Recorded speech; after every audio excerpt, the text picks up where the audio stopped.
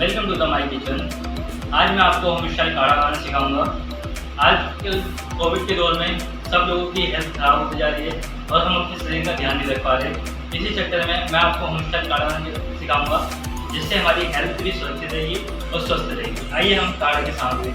हमें पहले चाहिए bay leaf,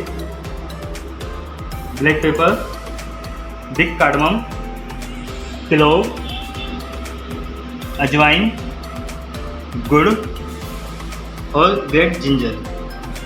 अब हम इसे सामग्री को बनाना स्टार्ट करते हैं। हमें काढ़े पकाने की सामग्री स्टार्ट करते हैं। हमें 1 कप या 1.5 कप वाटर लेना है, उसको बॉईल करना है। उसमें हमें अपनी सामग्री डालना है और हमें इसमें चाय पत्ती भी ऐड करती है। इसमें ड्रॉप डाल दीजिए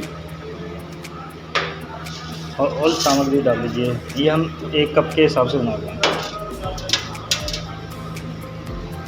हल्का सा गुड़ और थोड़ी चाय पत्ती ऐड कर दीजिए और इसको आप 15 से 20 मिनट तक पकने दीजिए, जब तक ये 1.5 कप से आपका आधा कप ना हो जाए तब तक। तो ऐसे हमारी काढ़े की सामग्री पूरी होती है।